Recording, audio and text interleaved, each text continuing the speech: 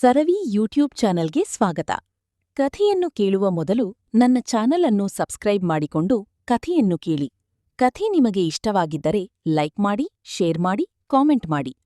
ಒಮ್ಮೆ ಕೈಯನ್ನು ಹಿಡಿದರೆ ಅದೇ ತಾನೇ ಪ್ರೀತಿಯ ಆಸರೆ. ಅಧ್ಯಾಯ 22.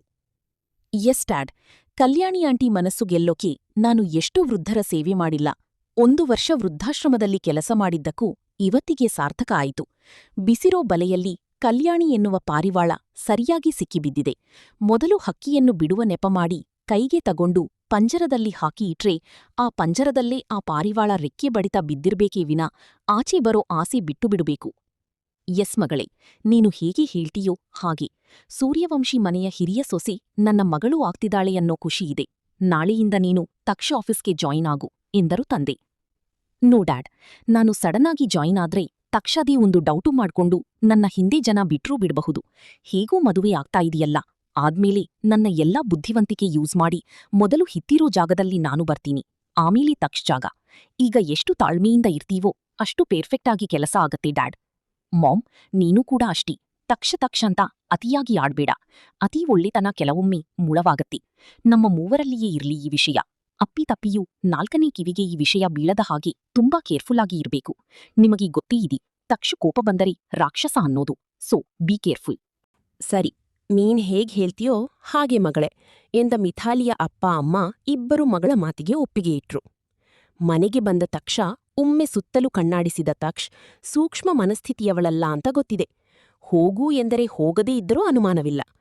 ಹೋಗಿದ್ದು ಕನ್ಫರ್ಮ್ ಆಗುತ್ತಲೇ ನಿಡಿದಾದ ಉಸಿರು ಚೆಲ್ಲಿದವ ಅಂದಿನ ದಿನ ಪೂರ್ತಿ ಹಿತ್ಕಲ್ಯಾಣಿಯರ ಜೊತೆ ಕಳೆದ. ಮರುದಿನ ಅಣ್ಣ ತಮ್ಮ ಇಬ್ಬರೂ ಒಟ್ಟಾಗಿ ಆಫೀಸ್ಗೆ ಹೊರಟ್ರು. ಅವರು ಆಫೀಸ್ಗೆ ಹೋಗುತ್ತಲೇ ಮಿಥಾಲಿ ಕಲ್ಯಾಣಿಯವರನ್ನು ಕೂಡಿಕೊಂಡಳು.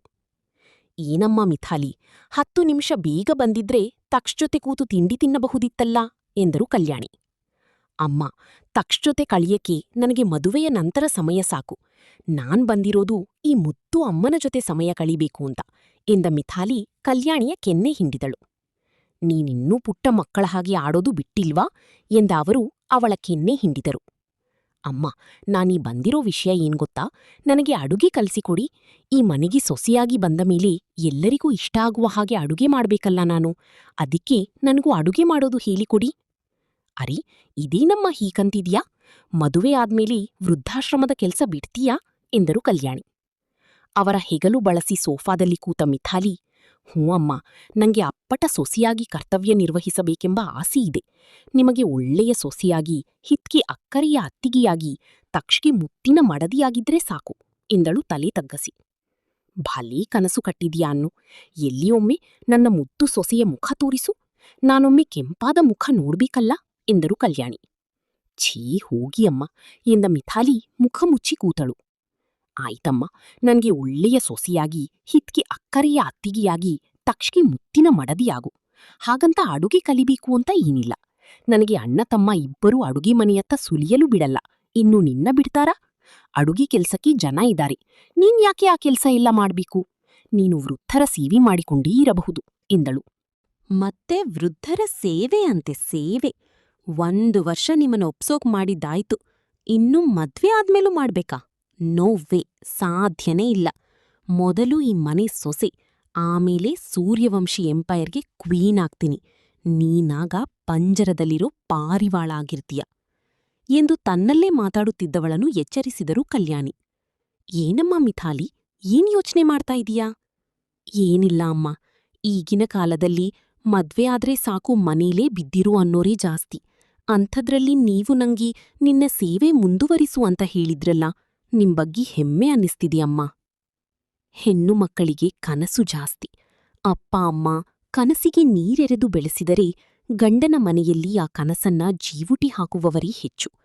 ತಂದೆ ತಾಯಿ ಬೆಳೆಸಿದ ಕನಸಿಗೆ ಗಂಡನ ಮನೆಯವರು ನೀರೆರೆದು ಪೋಷಿಸಿದರೆ ಆ ಹೆಣ್ಣು ಮನೆಗೊಂದು ಕೀರ್ತಿ ತಂದುಕೊಡುವುದರಲ್ಲಿ ಸಂಶಯ ಇಲ್ಲ.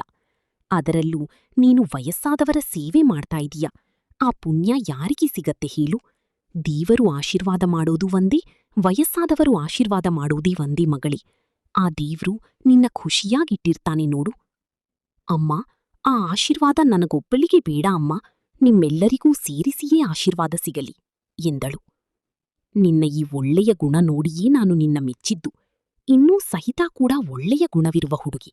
ನಿನ್ನ ತಕ್ಷ ಮದುವೆ ಮುಗಿಯುತ್ತಿದ್ದಂತೆ ಹಿತ್ತೂ ಸಹಿತ ಮದುವೆ ಮಾಡಿ ಮುಗಿಸಿದರಿ ನನ್ನ ಮೇಲೆ ಇರೋ ದೊಡ್ಡ ಭಾರ ಕಡಿಮೆಯಾಗತ್ತೆ. ನಾನು ಈ ಮನೆಗೆ ಸೊಸೆಯಾದ್ಮೇಲೆ ಸಹಿತ ಹೀಗೆ ಸೊಸೆಯಾಗಿ ಬರ್ತಾಳೋ ನಾನ್ ನೋಡ್ತೀನಿ.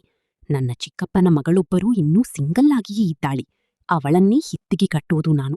ನನ್ನಾಟ ನೋಡಕ್ಕೆ ನೀವೊಂದು ಎಕ್ಸ್ಟ್ರಾ ಕನ್ನಡಕ ತಗೊಂಡರೂ ಚಿಂತೆಯಿಲ್ಲ ಎಂದು ಮನದಲ್ಲಿ ಮಾತಾಡಿಕೊಂಡ ಮಿಥಾಲಿಯ ಬಣ್ಣ ಕಲ್ಯಾಣಿಗೆ ತಿಳಿದರಿ ಸಹಿಸುವಷ್ಟು ಗಟ್ಟಿಜೀವವೇ ಅವರದ್ದು.